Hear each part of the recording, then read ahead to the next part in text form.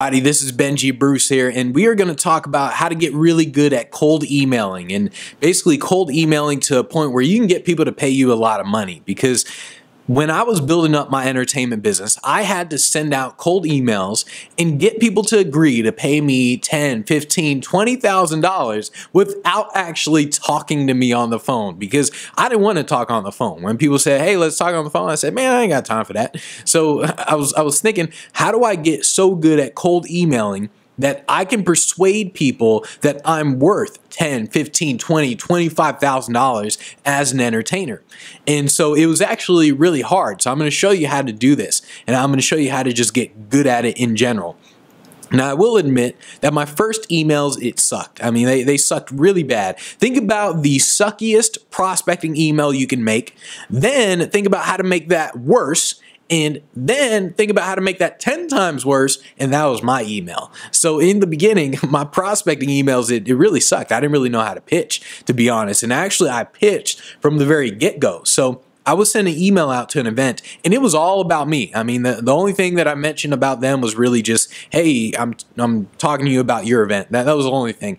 Everything else was about me. I was like, "Hey, I'm a great entertainer. It'll be great. It's gonna be a standing ovation, and oh, here's what I do. I can predict how much money someone has in their wallet," and it was like, I thought it was great, but it wasn't really working. And I think the only reason people hired me is because I just sent out so many emails. Eventually, somebody's kind of agreed to it, right? And so in the beginning, I mean, it sucked bad. But the problem is that nobody's going to tell you your emails suck. So nobody responded to me saying, "Hey, you know what? We didn't hire you as an entertainer because your emails suck. It's all about you. You're just talking about you the whole time, and your emails suck." Nobody's going to tell you that. And so you have to kind of figure this out. You have to pay attention to the small details, right? So it's like no one's going to say like your website sucks, your email suck. What they're going to say is like, "Oh, you know what? We're all set. We're good to go. Thank you, but no, we're good to go." So that's what they're going to say. And so you have to be very aware of this. You got to think, all right, there's a reason why they didn't hire me. There's a reason why they didn't go with my product, my service. There's a reason why they didn't pay me. And so you have to kind of sit back and really think about that reason. And you have to do this with like every email you send, to where at the end of the day, I would basically kind of go back and I would look and I would say, okay, well, what would I change? Like, how should I change this? Because the thing is, people are always going to lie to you. Like, no matter what, in sales, people will always lie to you. And so the reason why they lie is because they just don't want confrontation. And so they don't want to say, "Your website sucks." And you go, "You know what? Fine then. I'm going to write a bad Yelp review on you guys." And so they don't want any of that. So they just say, "You know what? Thanks, but we're all set." And that's why, because people don't want the confrontation. And so there's always a different reason for why they say no. And you have to always think, keep improving, keep getting better and better and better. And this is why I keep telling people you got to read a lot, because when you read, it opens your eyes to what it is you didn't know. And so now you can see why your emails sucked. So that was the first thing I had to do to get people to pay me 10, 15 grand. First, I had to keep reading a lot to see what I was doing wrong. And then at the same time, I was implementing so I could kind of see, all right, here's where I'm going wrong. Here's how to improve it and all that stuff. That was the first thing. Then I got to think from their standpoint. So as I'm creating an email, well, as you create emails, you're prospecting, you have to think from their standpoint. So think, what emails do you delete? Think about it. I mean, right now, everyone's getting emails on their phone. So when you get an email on your phone, someone's emailing you. What emails do you delete? You're sitting there and you're thinking like, "Dang, I'm scrolling forever with this email." Delete. You don't even read the thing, you just delete it. When you see an email, you can immediately tell if the email's copy and paste. You can instantly tell. You can just look at it and say, "Oh, this person just copy and pasted this damn thing." Delete. Or in fact, spam. Delete. Don't ever contact me again. And so you can easily tell when someone just immediately copies and pastes an email. And then also, like, I mean, when you read something, you're skeptical as hell. Like when you read something from someone you don't know, you are insanely skeptical.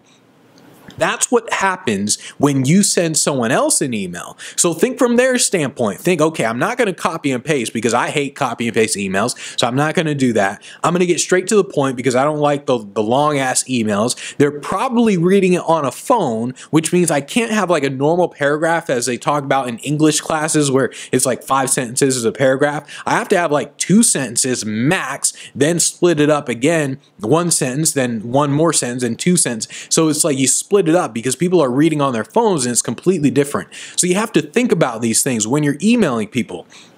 And all you do is I guarantee if people just thought about this, like literally from another person's standpoint, they would instantly improve all of their sales. Like everything they do to market themselves, to sell, they would instantly improve just by thinking from another person's standpoint. You are selfish. If you are thinking from your standpoint, you're always saying, I want them to pay me for this. I got a program and I want them to pay me for my program. I'm a speaker. I want them to pay me to speak. I got this service. I want them to pay my service.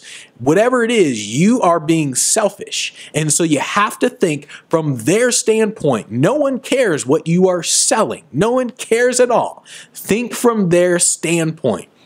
And when you think like that, it's little things. I mean, it's just like the copy and paste. You hate copy and paste emails, so why would you copy and paste an email? You have to talk to them specifically. So that was the first thing. Then in order to get someone to pay me $10,000, $15,000 and up, $20,000, whatever it is, I had to build trust fast, like instantly. It wasn't a matter of I'm going to build it over time.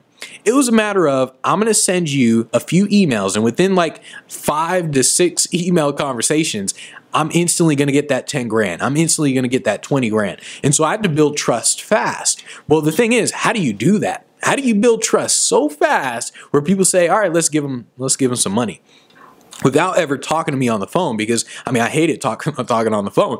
And so the way I did that is I thought in terms of the online presence. So when they Googled me, when they type in Benji Bruce, all this stuff pops up. When they go to YouTube, they type in Benji Bruce, all this stuff pops up. When they go to my website, they're like, damn, this dude got hired by all these Fortune 500 companies. Damn, he's got the freaking VP of this Fortune 500 company giving him a review, a testimonial. Like, dang, he's got so many testimonials, we can't watch them all.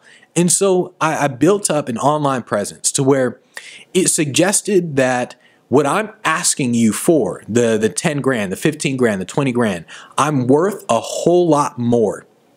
And so that's the online presence that I built up. So it basically said, do other people pay me what I'm already asking for you to pay? So do other people pay me 10 grand? Do other people pay me 20 grand? And I had to build this online presence where it said, yes, all of these people have paid me a gang load of money. So you're no different. You're the same as everybody else. So that's what I had to do. To build trust, I had to build that online presence. So I would send out the emails, build that online presence.